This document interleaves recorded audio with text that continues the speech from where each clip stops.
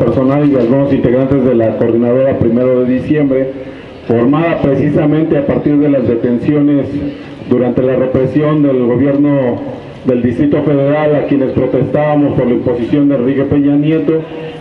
Sabemos, como es el caso de varios de nosotros, participantes en el movimiento estudiantil politécnico que logró echar a los grupos porriles del instituto, que logró rescatar el edificio que tenía la Federación de Estudiantes Politécnicos en el casco de Santo Tomás y regresarlo para que sigan siendo instalaciones del instituto.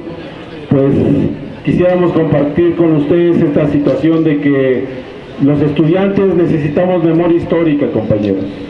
El Politécnico tiene una riqueza histórica fundamental.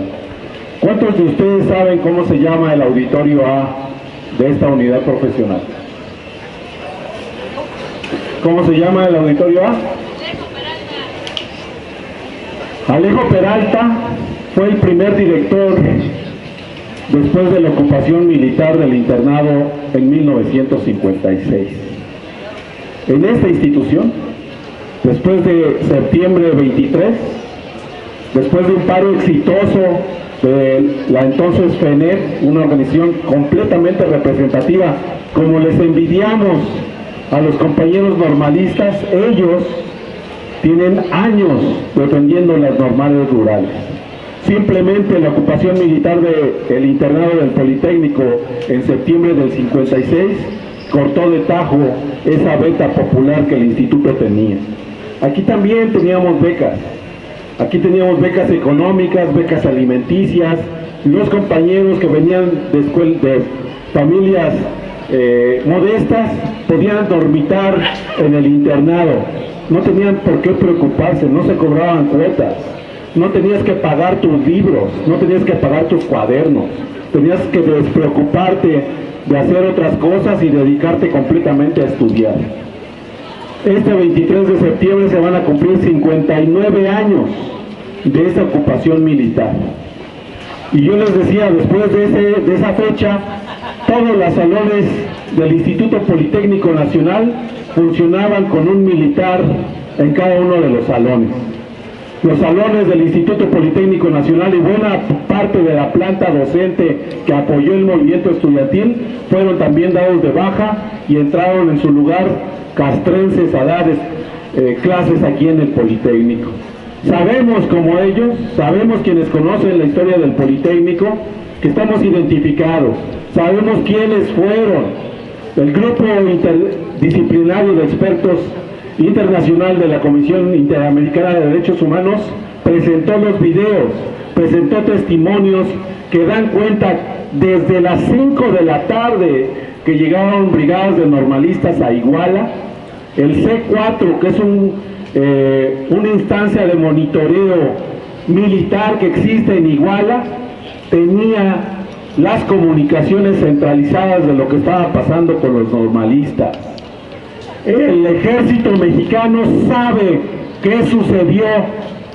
El ejército mexicano, la oficialidad del ejército en Iguala, estaban de la mano con quienes gobernaron ahí en Iguala, que habrá que decirlo, eran del PRD, pero lo que se demuestra en este país es que todos los partidos políticos están coludidos para mantener un sistema corrupto.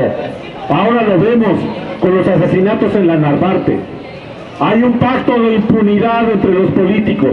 No le podemos tocar con el pétalo de una rosa a Duarte, que es un criminal de periodistas en Veracruz y que vino hasta el Distrito Federal a asesinar a un compañero y a una activista veracruzana. No se les puede tocar. Aquí Mancera tiene un aparato que nos vigila. Simplemente fijémonos en cuántas cámaras hay en el Distrito Federal y cuántas de esas sirven cuando nos reprimen en las protestas. Ustedes vivieron con el paro estudiantil, las autoridades siempre sabían quiénes estaban en las guardias, cuánta gente entraba a las escuelas, qué organizaciones se apostaban para solidarizarse, porque nunca se desconectaron las cámaras que monitoreaban a las escuelas. Y hoy mismo aquí estamos siendo monitoreados como hace rato lo estuvimos siendo en la ESIA. Fernández Fagnat pertenece a ese grupo de autoridades que se le han vivido del presupuesto público para desactivar los movimientos de protesta. Este acto es una invitación para solidarizarnos con esta exigencia de la presentación con vida de nuestros hermanos normalistas, pero también es un acto de justicia con ellos.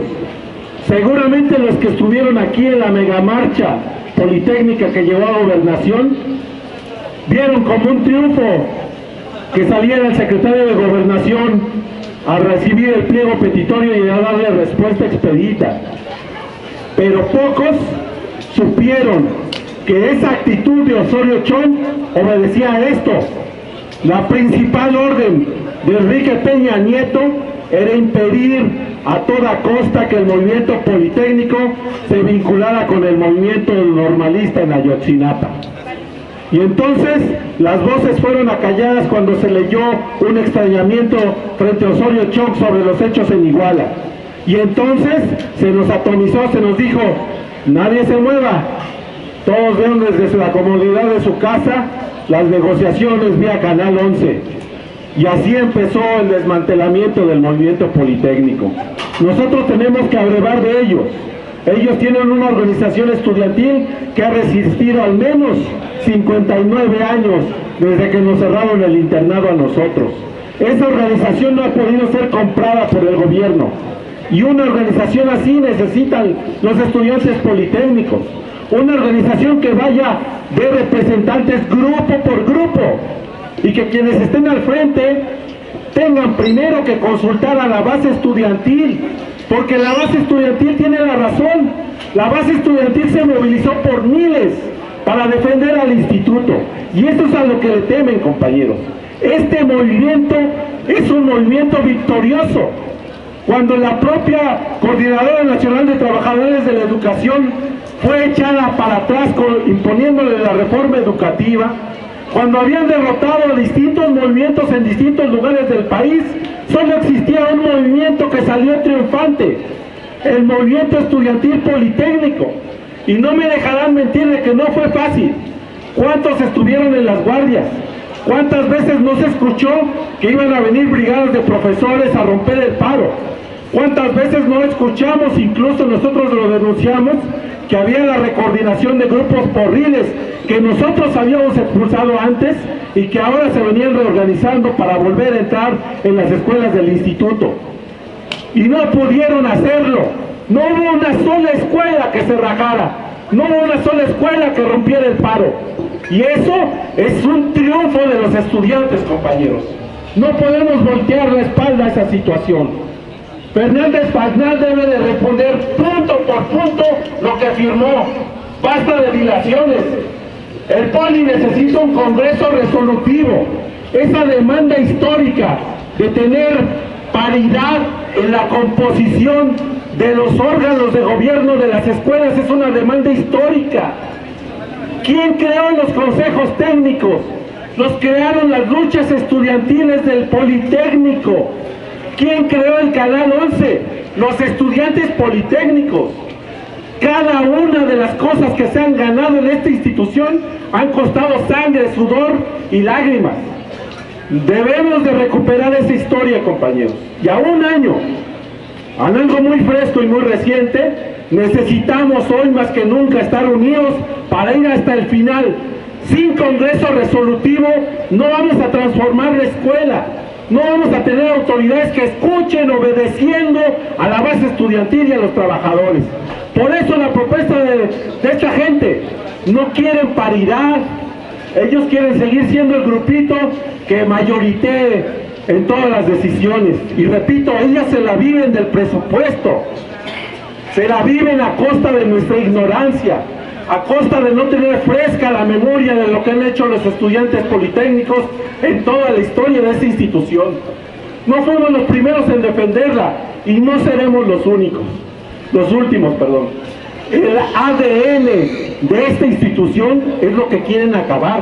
Por eso le tienen tanto miedo al magisterio en este país, porque salió de esas escuelas, porque todavía quienes somos maestros en otras instituciones tenemos ese tipo de recuerdo fresco de cuánto costó la lucha, ¿De cuánto costó que en este país fuera vigente el derecho a huelga, a paro? Y ahora se borra de un plumazo. Ahora no puedes faltar 3 días a las escuelas porque te vas a tener cese inmediato. Ahora vean, pregúntenle a sus maestros cuáles son las guías de estudio que se nos están imponiendo.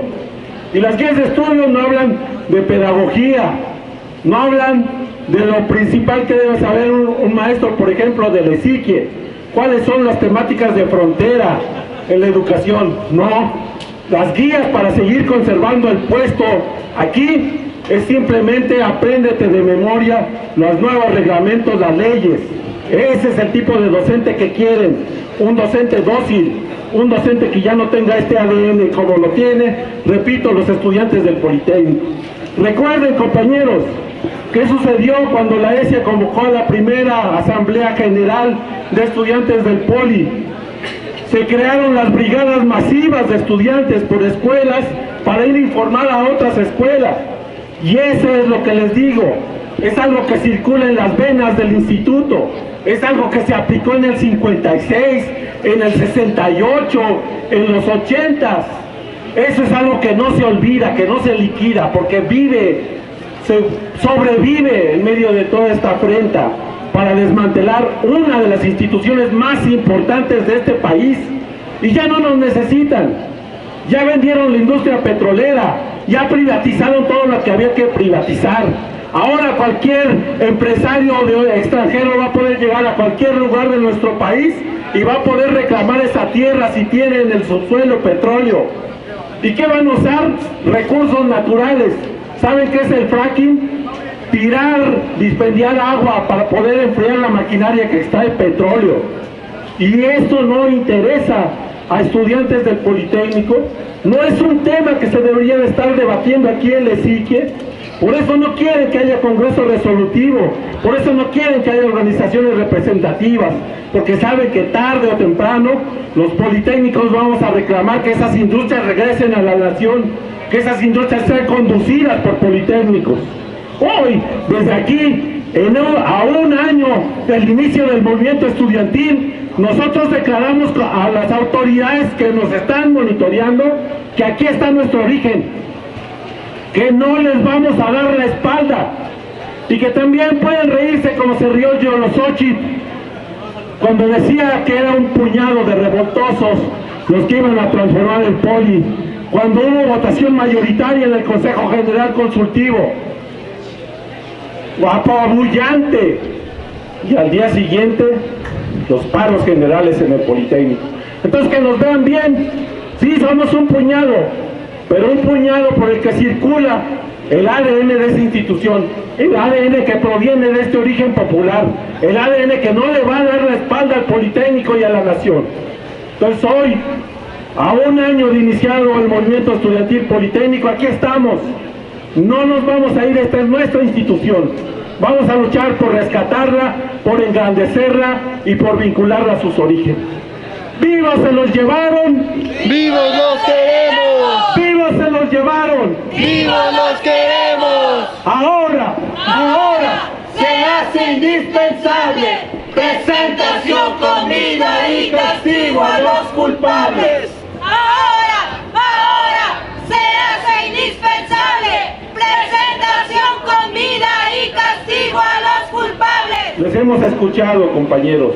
Hemos escuchado en otros lugares cómo ellos se sinceran de que no duermen, de que están a medianoche y no pueden conciliar el sueño, que están soñando con sus hijos. Entonces necesitamos exigirle a este gobierno criminal que nos diga dónde están. Los queremos vivos, compañeros. Muchas gracias.